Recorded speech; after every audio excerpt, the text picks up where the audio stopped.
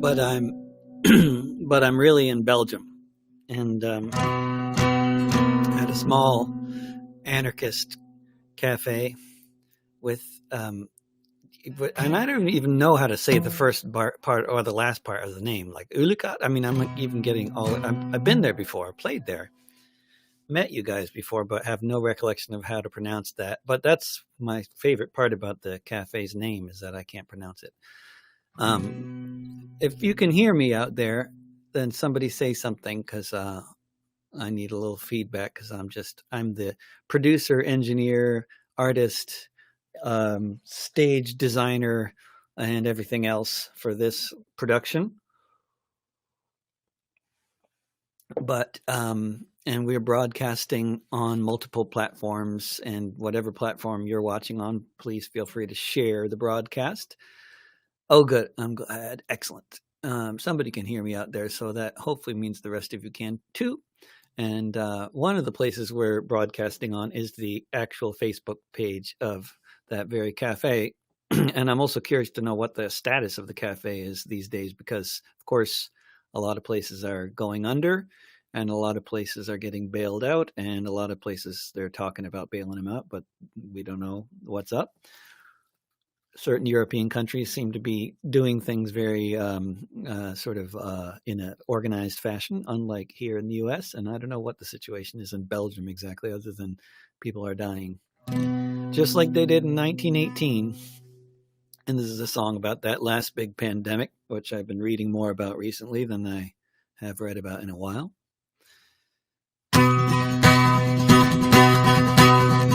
World War was raging like the earth had never seen. A whole generation lined up in trenches with killing machines. But aside from a few islands and some mountain peaks, the pandemic killed more people in just 24 weeks. No one knows how it began. Speculation's gone on for years. The trenches of Europe is where the deadly strain appears. From packed trains and hospitals around the globe it spread, this war strain of the virus that left so many dead.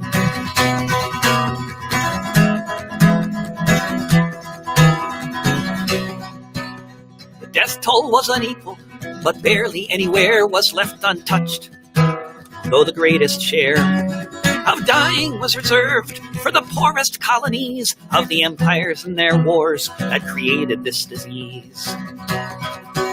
If you have a couple hours, then do something with me. Conduct a little research into your family tree. If you look into it, it won't take long. Quite likely you will find in 1918 you left an ancestor behind.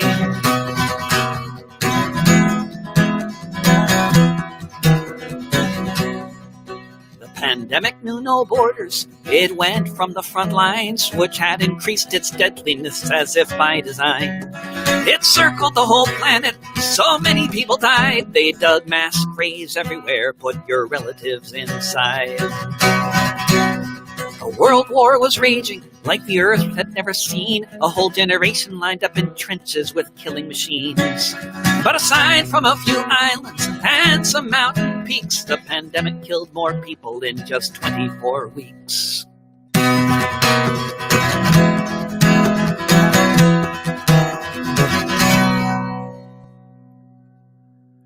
How does it sound out there when I actually play a song as opposed to when I'm talking? Does everything just sound more compressed? I wonder if there's a setting on the mic I could play with to lower the decibels and see if that actually makes it sound better. I have no idea. And I'm like so many people out there, I have resisted learning much about live streaming, because I mainly just wanted to tour and play, in actual places and make albums that sound good. Does sound compressed, right? And I'm Rasmus, if you're going to be there for this next song, will you let me know? I'm just going to, what happens when I do this? -10. That is, no. Oh, and it's not doing anything. Wow. Let's see. There. Wonder if that helps or makes it worse.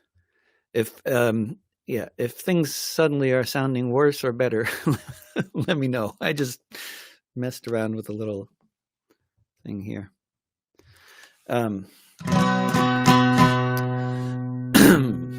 Yeah, so, and song requests are all welcome, especially if they're coming from Belgium, and like that person, whoever's there on the actual page of the venue.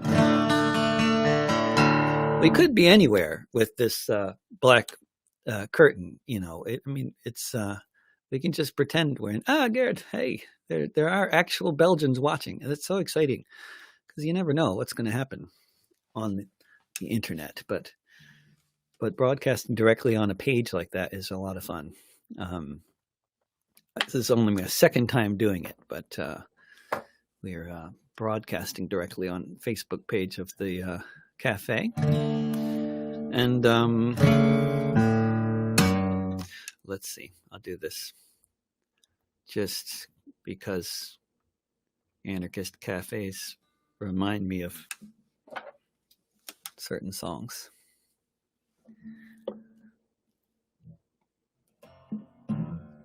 It was actually a situation that a friend of mine told me about, which I apparently have remembered all wrong. But in any case, I won't try to figure out what it was. I was which aspects of it. But there was a march against nuclear power that was going through Belgium some 25 years ago, and maybe longer ago. And there were some farmers in Belgium that offered to come on the march, which was going from Paris to Moscow.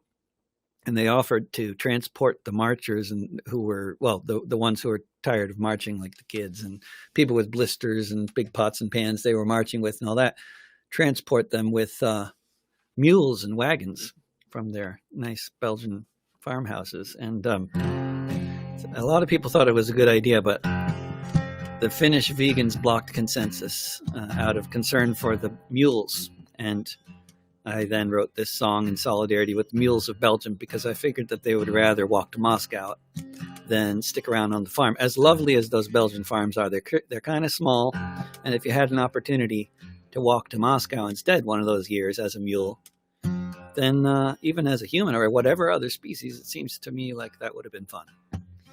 I don't know what it's like to be a mule. I'm sure it might not be fun, but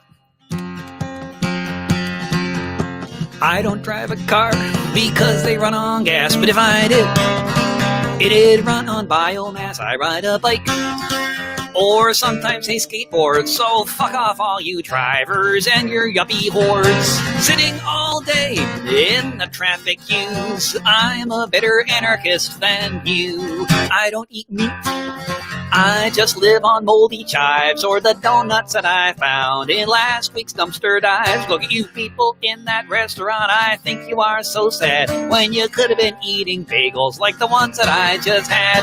I think it is a shame, all the bourgeois things you do. I'm a better anarchist than you.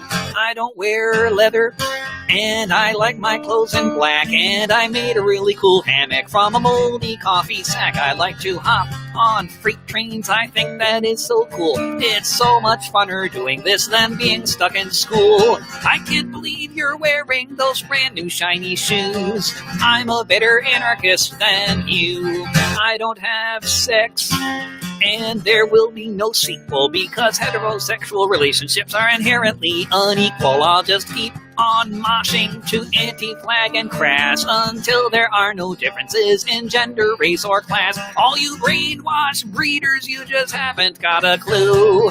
I'm a better anarchist than you. I don't believe in leaders, I think consensus is the key. I don't believe in stupid notions like representative democracy. Whether or not it works, I know it is the case that only direct action can save the human race. So when I see you in your voting booth, then I know it's true. I'm a better anarchist than you. I am not a pacifist, I like throwing bricks, and when the cops have caught me and I've taken a few licks, I always feel lucky if I get a bloody nose, because I feel so militant and everybody knows By the time the riot is all through, I'm a better anarchist than you. I'm a better anarchist than you. Let's see. I'm gonna look at these comments here. Oh, good. We have comments that are in Flemish, which is very authentic when you're looking at a Belgian Facebook page. Excellent. And we had a request for a song that came in from England, which is very near Belgium, which actually has a lot to do with the reason Belgium is a country. For better or for worse.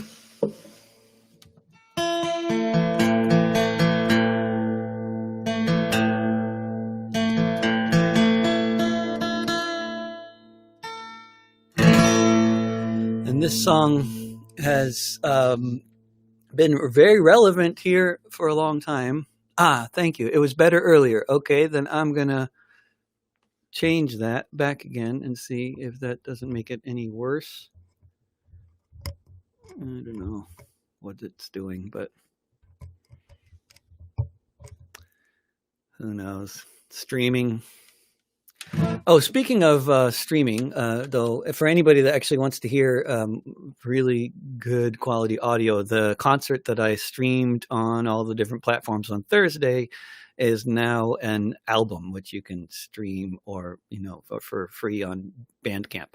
And it's also you can download the whole MP3 for free on, if you just, it's on my Patreon page, and you can download it. And the audio that we recorded while we were broadcasting on the compressed live stream signal. So it sounds really good, unlike this. And I'm sorry, but hopefully it's audible. That's the thing about live streaming. If it's audible, then that's about the best you can hope for.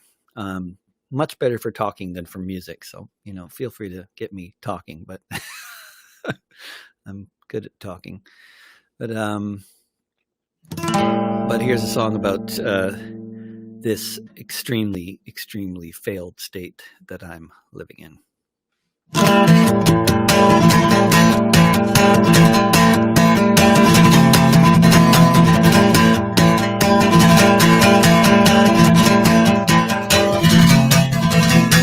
When you're working 2 jobs and living in a tent, when a house costs $1 million and you can't pay the rent, when politicians say they'll help but it keeps getting worse each time the landlord lobby pulls the strings of the purse, when the human right to housing isn't even part of the debate, you're living in a failed state.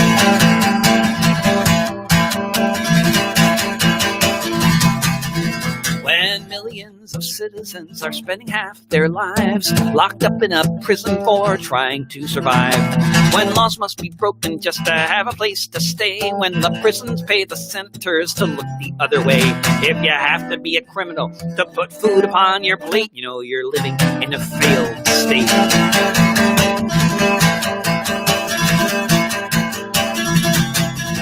When you're facing climate breakdown, when the trees are all on fire, when half the country's underwater, when a climate change denier runs the nation, and the opposition party votes for oil rigs and pipelines, it's not so much a country as it is a corporation buckling under its weight. You're living in a failed state.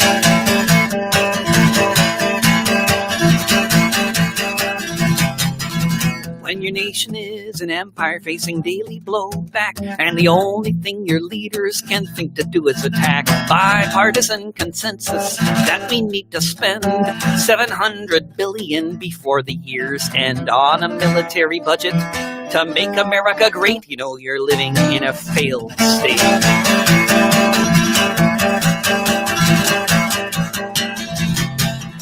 When almost every day some psycho with a gun has to open fire on a crowd before it's done, when a music festival becomes a free fire zone and all they can say is it's okay now he was acting alone, buy some armor, pray to God, and hide behind a gate, you're living in a failed state. You're living in a failed state. You're living in a failed state. So, Oh, good. A Breton from Brittany, and good. More Flemish, and yeah, I can see all these. I don't know how to. There's some way that you can see what I'm seeing, I think, but I haven't figured that out. What is this? Share. I can share this. Share screen. What's that? What happens when I do this? I have no idea. Oh, it doesn't even work anyway. No, nothing's happening, is it? Oh, now it just doesn't go away, whatever I just did. Huh? Okay. Well, I don't know what happened when I just did that. Maybe nothing. But I think we'll do a song about this virus. Have you heard about this virus? Let me tell you about a virus. My new album is called Viral Solidarity, and it's on Bandcamp. It'll be on other places soon, Spotify and all that.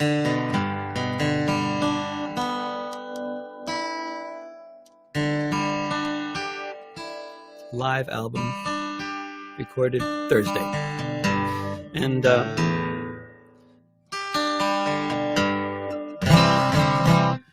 And this is a time where we get to find out that the whole planet is one planet, and if we have weak links in the chain, the whole thing can break. I'll tell you a story, although it's one you already know. It only started a few months back when a new flu virus began to attack the bodies of human beings. People were shocked by what they were seeing, getting sick and moving past. It was time to act and act fast. The Chinese people mobilized. The world watched with wide open eyes. The hospital built in 10 days flat in Wuhan City in the year of the rat, in the year of solidarity, when whatever your ideology, all that remained was the simple call. An injury to one is an injury to all. We're in this together. That's the score, as with this virus and so much more. From South Africa to Iran, from New York to Wuhan. The virus spread everywhere through the droplets in the air, contained in China but overseas. With every airplane, every cough or sneeze, it became clear just a bit too late. In the Western capitalist states, collective action is what we need, not your mansions or your greed. Landlords and tenants, poor and rich, in the same boat, ain't that a bitch? Suddenly all the world's wealth won't protect the public health unless all the public has a patch of land where they can isolate and wash their hands. Now even the careless have to care, since we're all breathing the same air. We're in this together. That's the score, as with this virus and so much more. From Kenya to Iran, from Venice to Wuhan.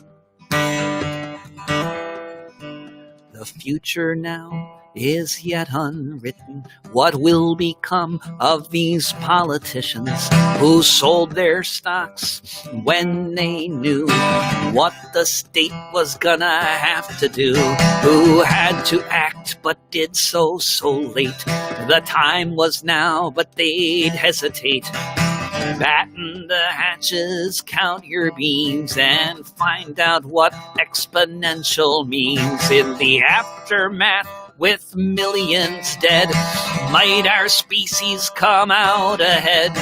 A teachable moment, if ever there was one. The same earth, the same moon, the same sun, the same water, the same air, the same blood, the same skin, the same hair, the same feelings, the same desire, the same world underwater or on fire. We're in this together. That's the score. As with this virus and so much more, from Argentina to Iran, from Portland to Wuhan. I'll tell you a story, although it's one you already know. It only started a few months back when a new flu virus began to attack.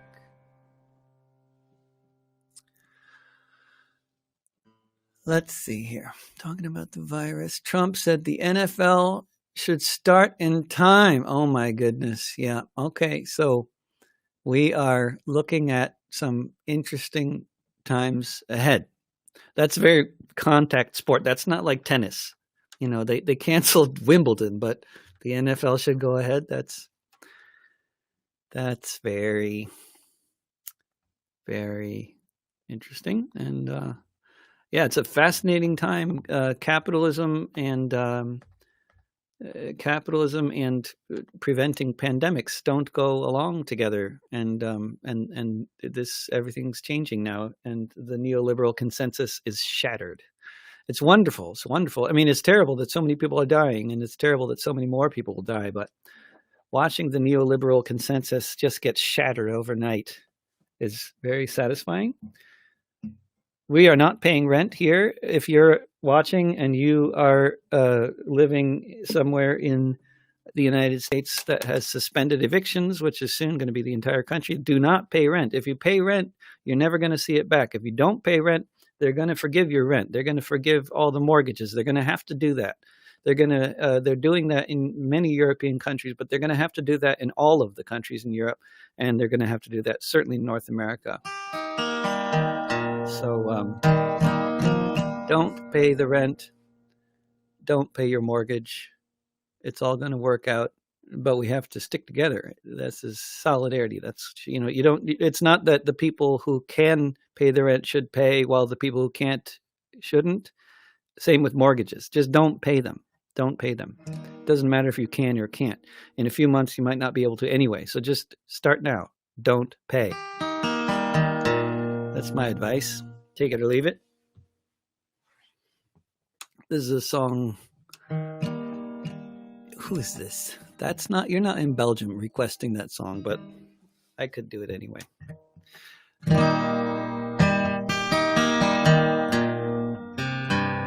But I'll do a song that someday I'll record in the studio. But it's a recent composition. And there's a movie coming out, which is not going to be in the theaters because they're all closed. But here in the Matrix, we're trained our whole lives to obey. Get up when the alarm goes off in the morning. Go to work each day, can eat 3 meals. You just might have to trade in your free will. You don't have to be captured by aliens for reality to be such a bitter pill. Here in the Matrix, the men in the ivory towers say we can remake the world around us if we put in the hours, if we work hard and play by the rules. It may not be true, but still, the fantasy is nicer when reality is such a bitter pill. Here in the Matrix, people argue about TV. Sometimes they complain about not enough diversity among the talking heads provided by the people mill while we're hooked up to their machines, where reality is such a bitter pill. Here in the Matrix, people talk about being aware. They'll critique you for dropping some litter or for not washing your hair. And if you talk of launching a revolution, they'll say that you should be killed. You gotta work within the system, they'll say. Yes, reality is such a bitter pill. Here in the Matrix, they say the problems that exist can all be solved by means provided if we politely persist. Work in your offices, vote in your booths. For the men on the hill, just ignore your nightmares about those creatures, because reality is such a bitter pill. Yes, reality is such a bitter pill.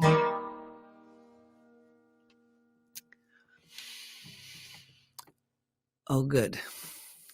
Oh, St. Patrick Battalion? Yeah, good idea. I'll do that. And another song by other provos. I'll do that, a song related to provos, but we'll just do that. But yeah, that last Here in the Matrix is in the same key as St. Patrick Battalion, and it's also in 3/4. So yeah. So I probably wouldn't normally do them back to back, but since you mentioned they sound so similar, I'll just demonstrate how similar they do sound. Alabama, wonderful. You just got locked down in Alabama, didn't you? You were the last state to lock down, I believe. My grandma's from Alabama. Socialists. I'm reading comments, which you might or might not be able to see. Okay. True story. My name is John Riley. I'll have your ear only a while. I left my dear home in Ireland. It was death, starvation, or exile. When I got to America, it was my duty to go. Enter the army and slog across Texas to join in the war against Mexico. Sounds so much like the last song, it's hard to keep them apart in my mind, actually. Oh well. It was there in the pueblos and hillsides that I saw the mistake I had made. Part of a conquering army with the morals of a bayonet blade.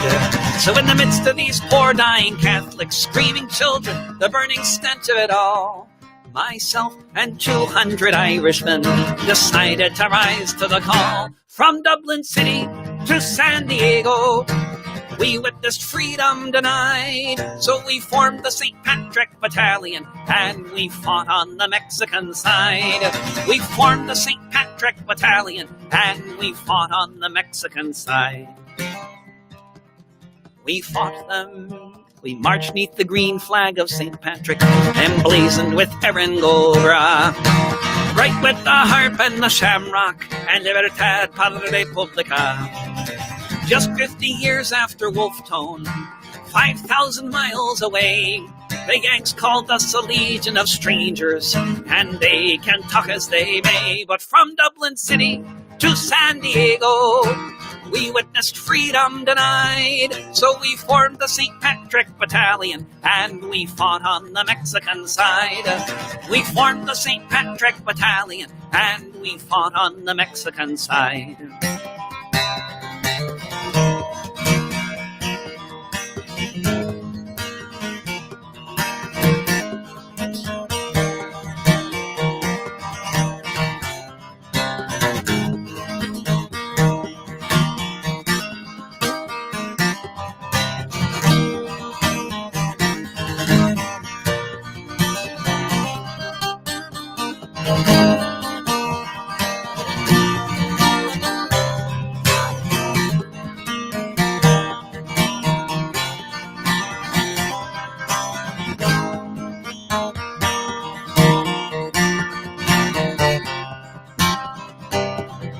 We fought them in 5 major battles.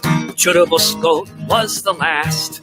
Overwhelmed by the cannons from Boston, we fell after each mortar blast. Most of us died on that hillside, and the service of the Mexican state. So far from our occupied homeland, we were heroes and victims of fate. From Dublin City to San Diego, we witnessed freedom denied. So we formed the St. Patrick Battalion, and we fought on the Mexican side. From Dublin City to San Diego, we witnessed freedom denied. So we formed the St. Patrick Battalion, and we fought on the Mexican side. We formed the St. Patrick Battalion, and we fought on the Mexican side. Well, let's see. Yeah, St. Patrick's Day. Yep, that was canceled, right? Postponed. It's all over the place. I was going to be singing at a little St. Patrick's Day event in Australia on St. Patrick's Day. I was still in Australia just before St. Patrick's Day, but that got canceled, and then I came home, and then they closed all the borders around like the day after I was supposed to be coming back. Yeah, Irish roots. Yeah, I got Irish, English, Russian, and Hungarian mainly, and kind of similar amounts of each. And the Irish side is the Alabama side. My grandmother was from Alabama, and her grandmother was from Ireland. Well, actually, her grandmother was from Alabama. Her great grandfather was a famine refugee from Ireland, and his daughter, my grandmother's grandmother, spoke English with an Irish accent, although she grew up in Alabama, which was not uncommon. But I figured that out because they always thought she was from Alabama, from Ireland. They always said she was Irish. She was actually born and raised in Alabama, which there were so many Irish though at the time in the late 19th century, mid 19th century, that and same in Australia. There were entire towns, and they're same still today in Canada. There are entire towns that just there were never enough sort of locals to offset or to change the accent. And so you can go to parts of the Maritimes in Canada still today, and you would have no idea that you were not in Ireland or Scotland, depending on where you go. But it used to be that way in a lot of places. See how much of a lecture you can get from one random comment?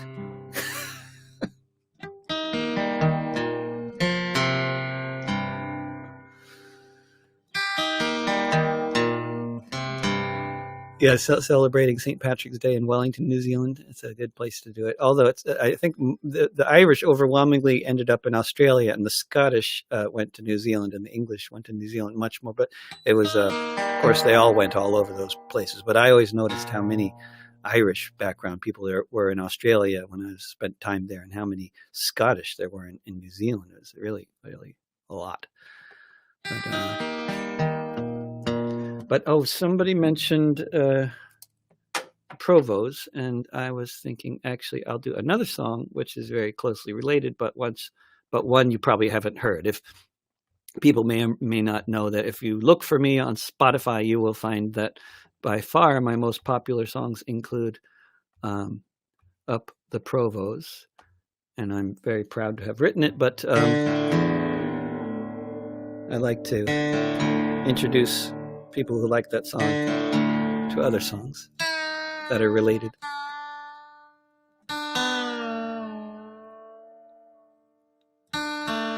Yeah, when the Irish shut the bars, something. Yeah, definitely. I mean, that's a big deal. But I mean, seriously, it's not. I mean, the pubs are. I mean, alcoholism is an issue in a lot of places, but the pubs are such a center of life in Ireland as well as in England and a lot of other places. And I really. But as an espresso addict myself, as a non-beer drinking espresso addict, sorry, I know I've just lost half my audience in Europe who don't understand that concept of not drinking beer. But as an espresso addict who doesn't actually drink alcohol, I really sympathize, especially with all those people in Italy, because I've been to Italy before, and in Italy, it's I have an espresso machine in my kitchen. okay, makes me, maybe I can almost join the ranks of the bourgeoisie if my apartment was a little bigger. But I have an espresso machine in my kitchen. But most people in Italy do not have espresso machines in their houses. But they do live within like a block of a espresso joint or a cafe, and they drink their espresso standing up, and then they and then they go off to work or whatever. And I just can't imagine how they're dealing with making drip coffee, because it's not the same. I know Belgian beer is very good, but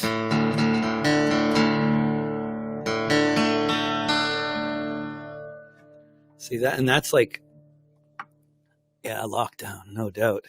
Are you in Italy there? That's yeah, definitely lockdown capital. Gosh. Yeah, here it's like a fake lockdown. Like nobody's really bothering anybody, but people take it very seriously and they don't go out, but you can go out and stay, away from other people and stuff. Oh, Madrid, yeah. The epicenter outside of New York.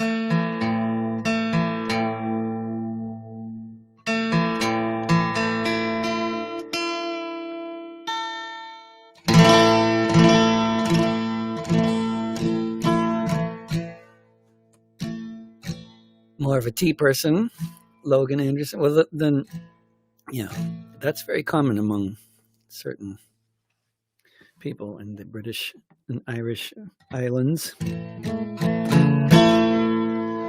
Speaking of Ireland, this is a song about Ardoyne.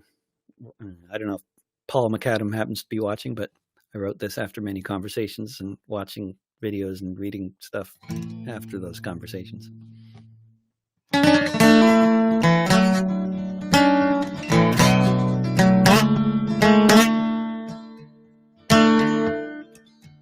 You could say it started long ago. Keep one lifetime in your sights. People were marching for basic civil rights.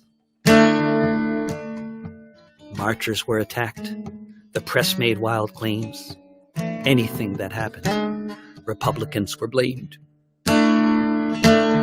The mood that was incited, quite intentionally, all over the 6 counties in the loyalist community, was an atmosphere of hatred, the kind that burns and kills if you live in the wrong house or stand too close to the windowsill. In the pogroms of 1969.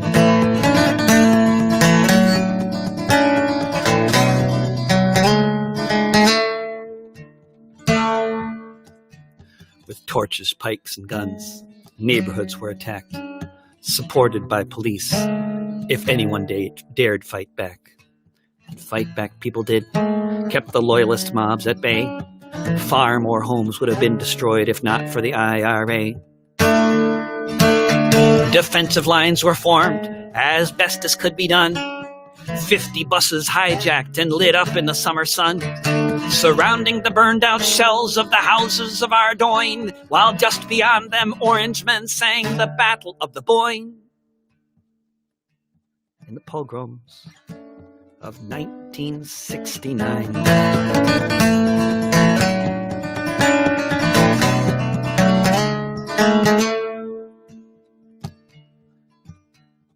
Thousands fled the carnage. Hundreds of homes burned down. There was a refugee camp in Dundalk as big as any town. The British Army invaded the north, started building walls, separating ghettos from the bogside to the falls. If you want to understand the world you live in, you have to peel back the layers and look beneath the skin. If you do that, you may find so much of these troubles began half a century after the black and tans. In the pogroms of 1969.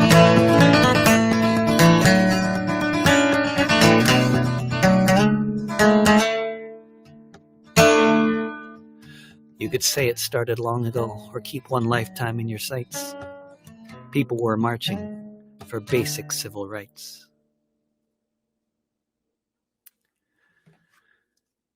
And now I take a break to look at these comments, which is like it's different from applause and kind of more interesting. It's like it doesn't have the same kind of feel to like, okay, everybody collapsed and then you go on, but it's like you stop and it fizzles out and you read the screen and you look at things that other people can't even see because they're not all on the same platform.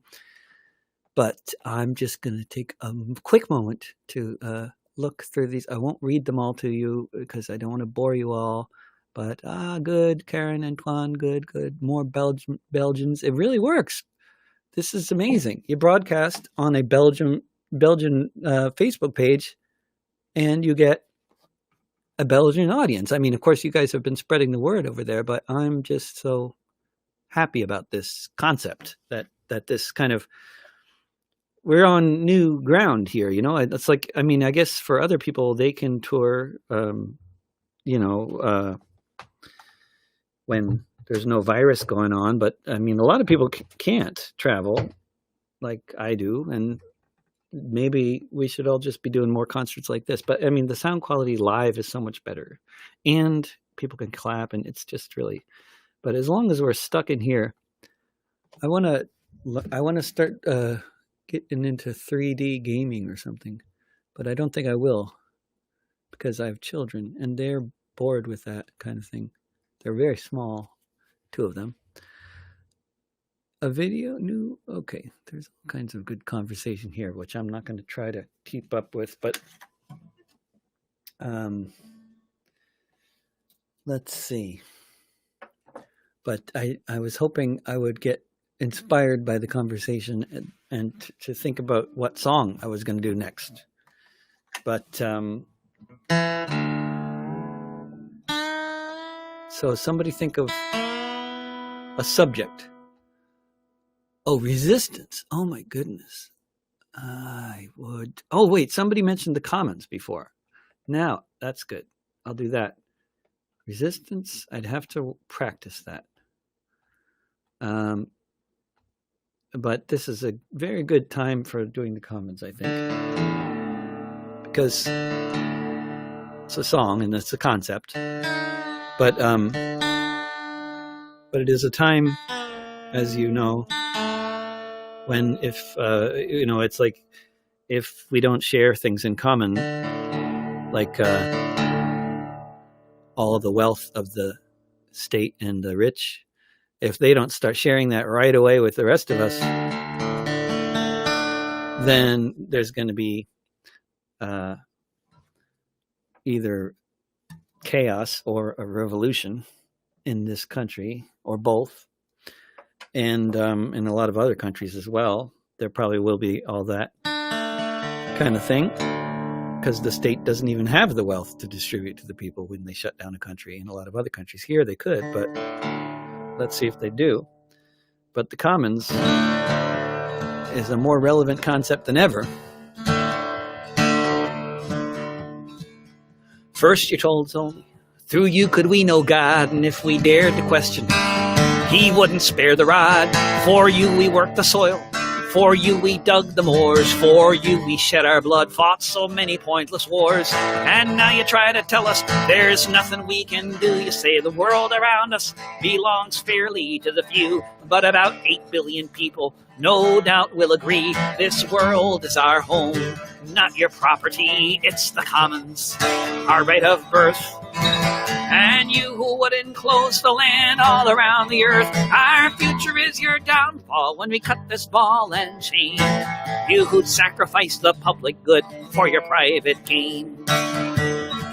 With our sweat we built the railroads, built cities on these shores, but because you own the money, you say that it's all yours. We laid the phone lines and the pipelines, and then right before our eyes you say these things are taxes paid for. You now will privatize. Privatize the hospitals, privatize the schools, privatize the prisons for all those who break your rules. And preparing for the day when all the wells run dry, you say you own the very rain that falls down from the sky. But it's the commons, our right of birth. And you who'd own the water all around the earth, our future is your downfall when we get this brain and sing. You who'd sacrifice the public good for your private gain. You claim to own the harvest with your Terminator seeds. You claim to own the genomes of every animal that breeds. You claim to own our culture and the music that we play. And with each song that we download to your coffers we must pay. You'd even own my name and you'd say it's for the best. Maybe you'll let us on your radio if our songs can pass your test. You own country, you own western. You say you've given us a choice. You may own the airwaves, but you'll never own my voice. It's the commons, our right of birth. And you'd own the music all around the earth. Our future is your downfall when we cut this ball and chain.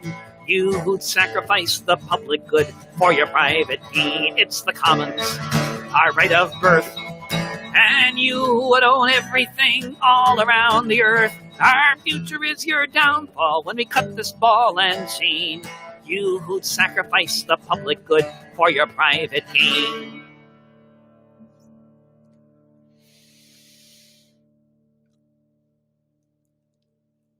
And Restream is congratulating me because there's been 100 comments on this video. That's strange. I never saw that one. Okay. What If You Knew is requested by Liam in Belfast. I haven't done that song in years, but that's a very good idea. I should relearn it. Tunings. What kind of tunings do I do with my songs? Mostly are either standard or dadgad. Like that last one was in dadgad. And yeah, I can do songs related to those subjects. And songs about elves, which reminds me of songs about fire, which reminds me of the situation today with the rent strike, which is developing throughout the US and Canada and other countries. I've long been saying that basically, Thatcher said there's no such thing as society, right? And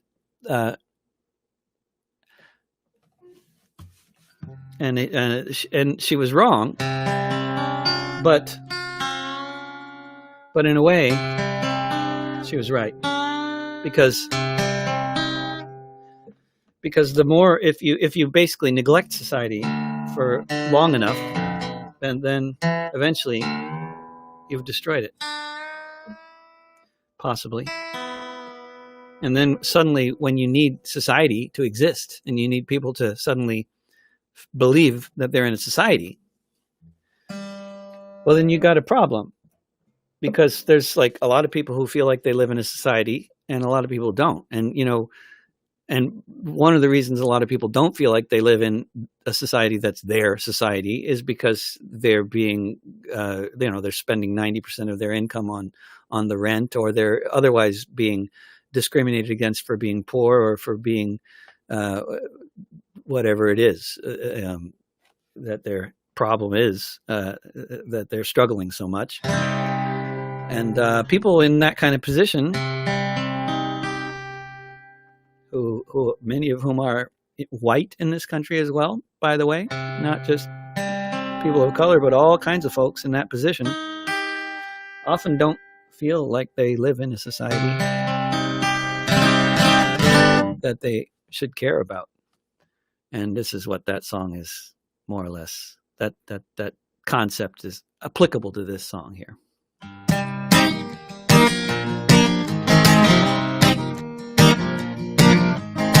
"10,000 yuppies just moved here. 10,000 others came last year.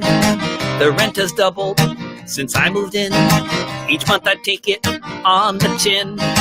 Each month I wonder, how many more can I stay in Portland before I move into my car or end up somewhere behind bars? 10,000 yuppies say don't complain now that the city is in the fast lane. It's just the market and it knows best. That's how the bankers built the West. So just get rich and you can stay. Otherwise, just go away. There's no room here for us holding on under the bus. I'm just a renter. This ain't my town. Might as well just burn it down for all I care.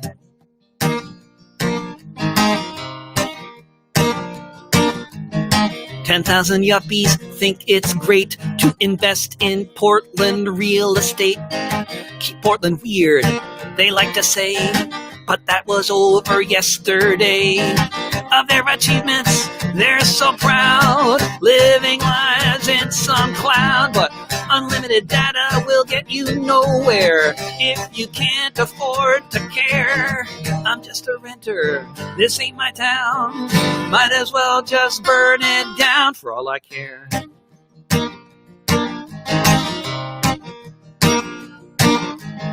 $10,000 yuppies, and on each block they're flipping houses and taking stock.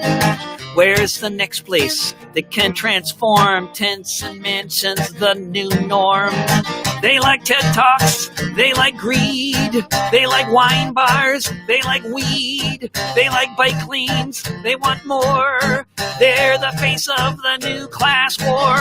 I'm just a renter, this ain't my town. Might as well just burn it down for all I care. For all I care. For all I care.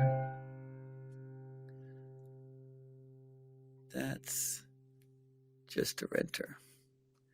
And yeah, but whether we live in a society or not is up to us, and we can create society once again from the ashes of the society that neoliberalism has destroyed. Suddenly, there are people all over the world waking up to realize that neoliberalism has failed us completely, and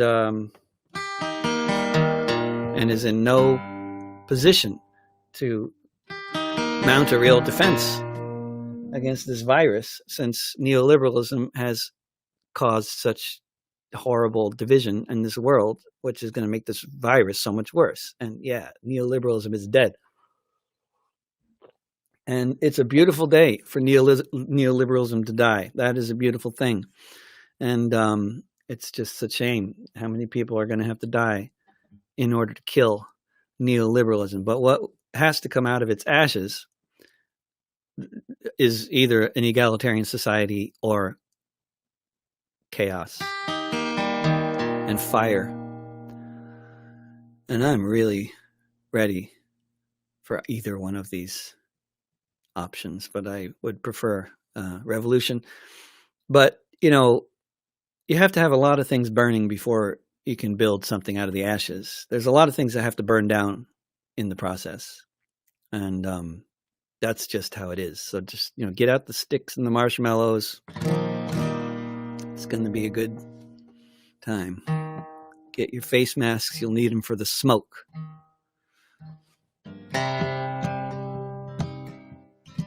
There's foreboding in the air, waiting for an earthquake. Pandemic spreading, no telling how it might remake a world so divided in so many ways. Anyone can see it's no way to greet such days when you can shut your borders, but it'll barely slow the spread. With 1 million people homeless and not enough hospital beds. In times like these, we find out that a society is only just as strong as our solidarity. The foreboding in the air can get only thicker as we see our leaders passing blame and getting sicker. A crashing economy, leaders fraught with indecision, only capable of thinking like bought-off politicians. Not enough testing kits, and the ones you got were broken. But hey, the president has spoken. In times like these, we find out that a society is only just as strong as our solidarity. 1 million people wake up in the morning thinking thoughts they never had, till they found that they were sinking on a cruise ship full of holes, where if you can't catch the breeze, there are no fences tall enough to keep out the disease. Lifting every boat or watching them all sink, ready or not, we're standing on the brink. In times like these, we find out that a society is only just as strong as our solidarity. Contain an epidemic like in Wuhan or in Seoul, or watch a catastrophe take its toll. Hide behind our gates, cowering, afraid, or organize our neighbors in mutual aid. In synchronicity, such great things can be done. A planet to lose, or a world to be won. In times like these, we find out that a society is only just as strong as our solidarity. In times like these, we find out that a society is only just as strong as our solidarity.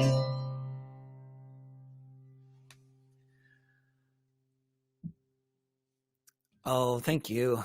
So glad you liked the song. It is the title track of my new album, which I just put up on Bandcamp yesterday, called Viral Solidarity. And also on davidrovics.com/quarantine, you'll find other songs about COVID-19 and podcasts related to that and the rent strike that's ongoing, and basically whatever I got that's directly related. And I will be doing a broadcast on the internet from my living room again for any Belgian anarchist or anybody else in the world who might want to watch. And it will be at 10 a.m. Monday Pacific time, 1 p.m. in New York, which I believe under the current time differences between the this side and the other side of the Atlantic, I believe means it'll be 6 p.m. in Britain and Ireland and elsewhere, and it'll be 7 p.m. in Central Europe. And if you're somewhere else, you can figure it out. And those are the places where most of my fans are. And I'm sorry for all you Australians and Japanese and Chinese, and because it's going to be like 3 a.m. or something. But you can't do something that's at a good time for everybody, I've discovered. So c'est la vie. I'll do a show that's in a good time for Australia maybe sometime soon. That's a good idea.